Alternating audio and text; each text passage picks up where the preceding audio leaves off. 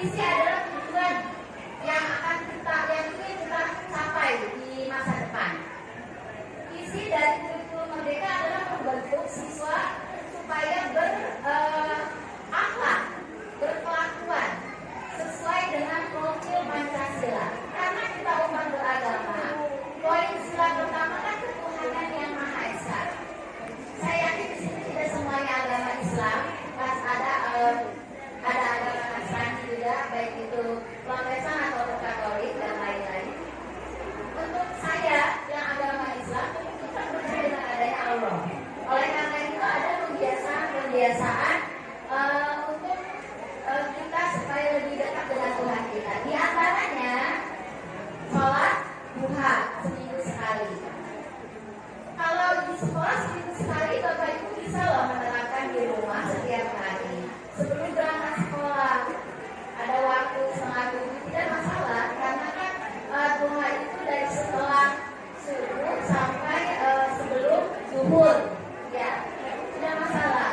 Cuma kami karena terbatas dengan jam pelajaran, otomatis hanya 1 kali 1 minggu, seperti itu. Kemudian ada juga kebiasaan yang selama ini kita lakukan, berdoa sebelum dan sesudah belajar supaya mendapatkan keriduan, ya.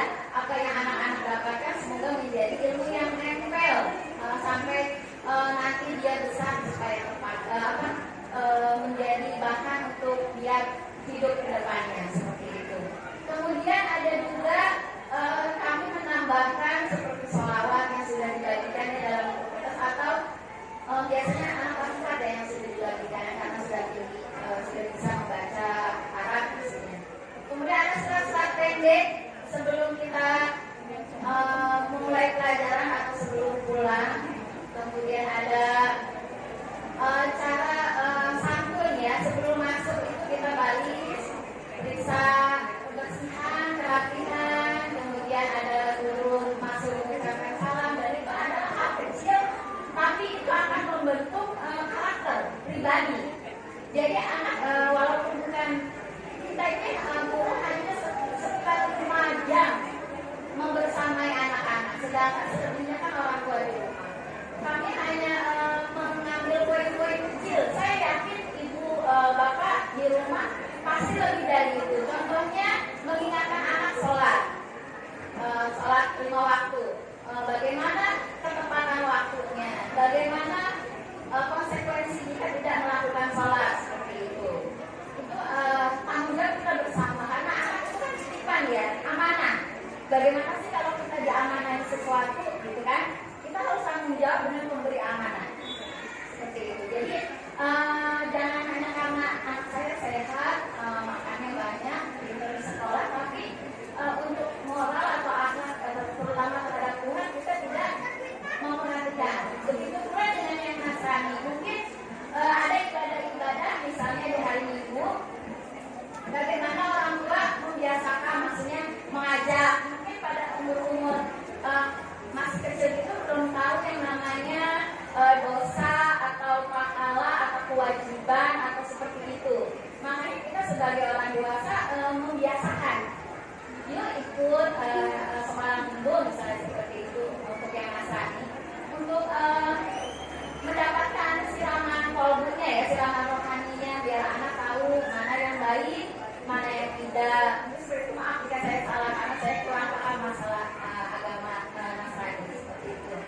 Kemudian ada juga pembiasaan karakter yang lain. Contoh, kami membagikan jadwal tiket. Bukan berarti kami menyuruh semata-mata anak-anak ibu untuk menjadi tukang bebersih, gitu ya. Mohon maaf, tidak seperti itu. Karena kami itu guru, jangankan nyapu, kami juga ngepel, Bu. Kalau kemarin lagi pandemi, ya, mempersiapkan kelas supaya bersih. Jangan salah, bukan mungkin masalah, bukan. Kami loh guru-guru yang nyapu dan ngepel, tapi ya kami juga tidak mau posting itu, karena kan buat apa seperti itu. Kami nyapu, ngepel, nyebutin sampah, bahkan di solokan depan kami. Sebenarnya tanggung jawab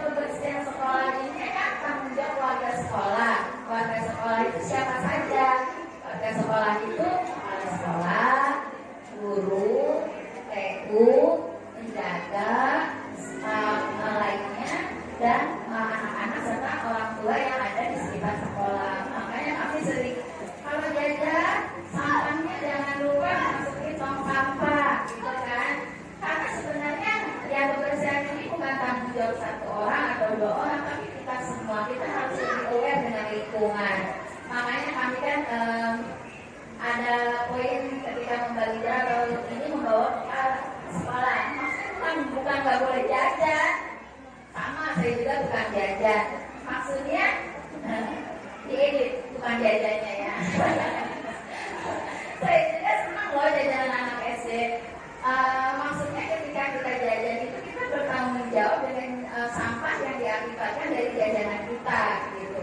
Apalagi kalau anak udah terbiasa bawa botol sendiri, kalau bisa sih kurangin kayak SS-nya. Kalau emang ini ya bawa botolnya atau gelasnya tolong dibuang ke tempat sampah. Begitu pula membawa bekal, syukur-syukur anak puas dengan bekal yang dibawa orang tua. Tapi jika mungkin masih kurang atau masih lapar, boleh jajan, tapi sampahnya itu yang kami tekankan itu adalah sampahnya seperti itu. Dari piket juga kami mengajarkan anak bertanggung jawab. Jadi aku kebagian misalnya hari Senin, berarti aku bertanggung jawab membersihkan kelas ini hari Senin. Dan anak-anak juga diajarkan bekerja sama, gotong royong dengan teman-temannya, kerja bakti istilahnya seperti itu. Ada 5 orang misalnya, aku nyapu ya, aku ngepel ya, aku rapiin kursi ya, aku ngelapin meja ya. Jadi masing-masing ada bagiannya sendiri. Jadi ada yang namanya tanggung jawab. Jadi anak nanti, aku udah bikin, dia merasa bangga ketika dia bilang seperti itu. Ibu, si itu tuh belum bikin, iya bu, aku telat. Jadi ada hukum sosial ya, bukan berarti yang nggak bikin nama saya nanti disuruh usaha mobil balik atau koprol ya, enggak juga, ya kan? Yang nggak bikin adanya sanksi sosial, akhirnya apapun dia nggak pikir, akhirnya apa? Malu, jadi kami selalu pikir gitu kan. Jadi ada tanggung jawab. Setiap anak punya tanggung jawab. Setiap anak punya rasa peduli dengan teman yang lain. Ibu aku sakit, aku gak pikir dulu, ya gak masalah. Semuanya bisa diobrolkan ya, semuanya bisa dibicarakan. Kalau untuk kelas 1 mungkin karena ada yang kayak itu belum bisa itu, katanya ada mamanya yang membantu pekerjaan anaknya. Kalau menurut saya Pak, itu udah bukan konteks guru untuk berbicara seperti itu. Jadi kembalikan lagi kepada orang tua. Istilahnya kami guru hanya memberikan treatment atau pembiasaan bahwa ayo kita bikin bareng-bareng. Sebenarnya nggak dituntut bersih-bersih banget Bu, maksudnya gitu kan, namanya anak SD seperti apa sih mereka nyampur nomor yang pentingnya tanggung jawab dia untuk melakukan itu gitu kan. Kalaupun misalnya kelas 10 saya mah anak saya mah kelas 1 untuk nyambutnya belum bisa misalnya gitu. Itu dikembalikan lagi kepada orang tua ya, istilahnya dari dulu kan kita hanya membagi jadwal. Itu kan terserah orang tua yang misalnya saya mau bantuin anak saya ya, kasihan belum ini, itu terserah ibu mau sampai kapan anaknya tidak mau diajarin menyapu, mau sampai kapan anaknya tidak diajarin bersih-bersih. Kalau di rumah juga kan mungkin tergantung dari orang tua juga. Kalau misalnya anak habis makan, bawa tuh piring kotornya ke tempat cuci piring. Kalau anak dikira sudah mampu, diajarin tuh cuci piring. Jangan semua ya disuruh cuci piring nih. Setelah langsung wajan ya, beras goreng ikan, ya Allah ya. Enggak, minimal dari anak kasih minum sama makannya anak aja. Kita kalau takut pecah, kasih bahan yang tidak mudah pecah seperti plastik atau melamin seperti itu. Tapi tetap yang food grade, yang aman untuk anak bisa dikonsumsi, tidak luntur, tidak apa seperti itu. Jadi kebiasaan menulis itu sebenarnya coba kita lihat dari pandangan positif. Semuanya itu berarti kebaikan anak, tanggung jawab, akan mendidik ya. Tidak ada hal negatif yang sebetulnya yang ingin kita berikan kepada anak. Kemudian ada kebiasaan misalnya datang tepat waktu. Itu juga adalah suatu poin yang nantinya akan bisa anak terapkan nanti di dunia kerja. Yang biasanya maksudnya harus masuk jam 7 nih, kalau udah dari awal dari kecil udah biasa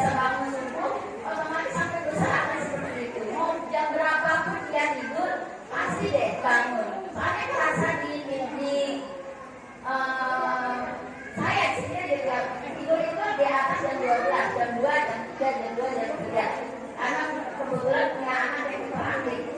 Tapi kalau udah biasa bangun subuh, bangun aja walaupun puyeng gitu ya. Walaupun aku sih bukan tetap bangun, walaupun misalnya hari itu udah selesai semua tidur lagi atau bagaimana. Tapi kalau udah biasa bangun pagi, walaupun kita tidur jam berapapun pasti bangun. Karena udah terbiasa. Gitu. Makanya kita biasakan anak kita dengan 5 waktu itu. Kenapa nantinya kita pakai untuk anak di dunia kerja untuk nanti mereka besar. Seperti itu.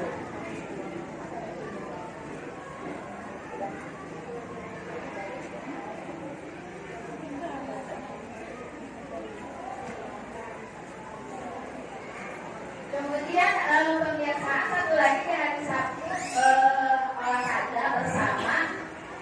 Kami adakan jadi setiap pagi sampai sekitar pukul 8 lah ya. Untuk anak kelas 4 kita sambung dengan proyek yang tadi sudah dibahas sama Bu Yaya, sama kelas 1 juga. Untuk kelas yang lain disambung dengan pelajaran seperti biasa. Nah, jika pun nanti ada ekstrakurikuler, nanti diadakannya setelah jam pulang sekolah. Terutama kalau sekarang belum ada ya ekstrakurikuler karena masih transisi dari yang tadinya COVID menjadi normal, masih ada. Kami juga sering rapat lagi. Mungkin di satu sisi orang tua kayak mempertanyakan, libur mulu sih, rapat mulu dulunya. Teruslah kami juga kan tidak libur kalau kami rapat itu kami masuk. Bahkan ke waktu kemarin itu pulang jam 2 ya lebih. Kami juga merasa aduh gimana nih anak-anak baru masuk itu lagi, tapi ya bagaimana memang ini tuh keadaan ketika transisi dari yang kurikulum 13 menuju kurikulum Merdeka Belajar ini kita juga sama belajar gitu ya.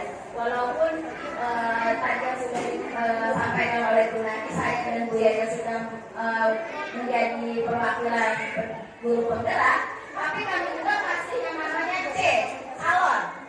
Kami baru masih pendidikan dan kami baru berjalan pendidikan sekitar 2 bulan, sekitar 3 bulan lagi ya Bu Yaya.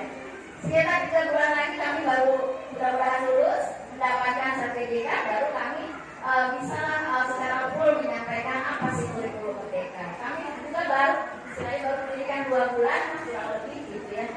Dengan pendidikan 2 bulan itu terus banyak sekali hal-hal yang kami tahu bahwa ternyata kurikulum merdeka itu sebenarnya dari awal Indonesia ada, itu dari awal Indonesia merdeka sudah ada. Karena pencetusnya adalah Ki Hajar Dewantara. Dari beliaulah prototipe kurikulum yang ada sekarang menjadi dijabarkan seperti itu. Bagaimana kita ini membentuk anak merdeka, bukan merdeka bebas, tapi merdeka dalam artian kita tumbuhkan kesadaran pada anak. Jadi jangan ada yang namanya kita ini memaksakan anak, misalnya seperti ini. Kamu main sampai jam 5 kamu belajar sampai jam 5. Sekarang bukan seperti itu. Sekarang adalah menumbuhkan kesadaran pada anak. Jadi gini, misalnya ibu tanya, "Nak, cita-cita kamu apa?" "Bu, saya ingin jadi dokter." Alhamdulillah, mudah-mudahan tercapai. Konsekuensi kalau pengen jadi dokter apa ya, Nak? Rajin belajar, Bu, misalnya seperti itu. Oh, berarti harus rajin belajar. Kalau begitu mainnya dikurangin ya. Bagaimana? Iya Bu, oke. Kamu maunya main jam berapa? Misalnya aku mau mainnya jam 3 sampai jam 4 Bu. Oh, alhamdulillah, berarti nanti jam 5 sampai jam 6 kakak maunya apa? Misalnya mau ngaji dulu, apa kerjain PR dulu, apa baca-baca dulu. Nanti kita jadi ke anak itu kayak bikin kesepakatan. Kita habis ini ngapain? Jadi ketika anak sehariannya sudah ada jadwal kesepakatan itu tulis saja tempel. Anak itu mudi itu artinya kadang pengen, kadang enggak. Besoknya kalau dia melenceng dari yang udah disepakati, kita tegur. Ayo yang katanya mau jadi dokter, masalah hari ini masih main aja. Mana ada dokternya nggak belajar? Mana jadi kalau nggak belajar? Istilahnya seperti kita ingatkan lagi.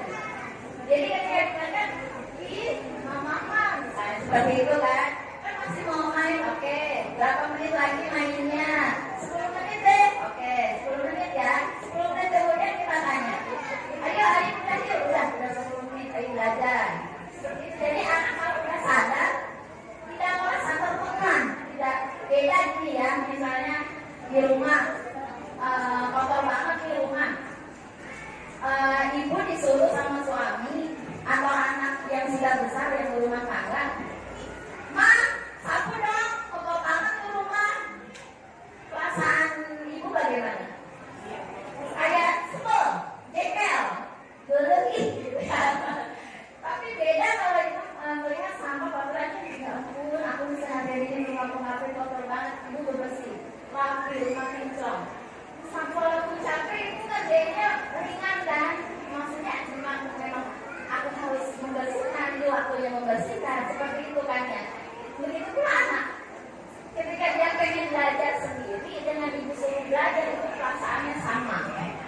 jengkelnya sama, dendamnya sama, bahkan bisa jadi benci sama kita juga mungkin gitu.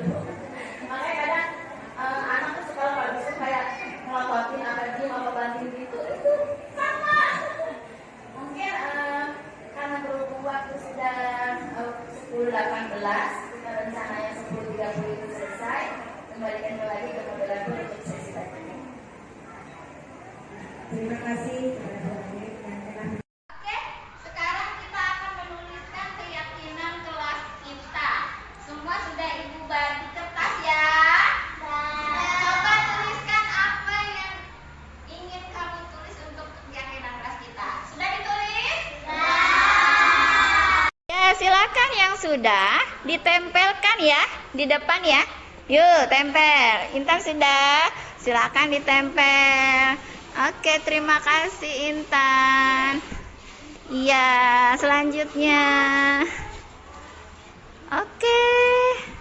Silakan ditempel semuanya. Iya. Sudah? Oke. Iya. Terima kasih. Silakan duduk kembali. Ya.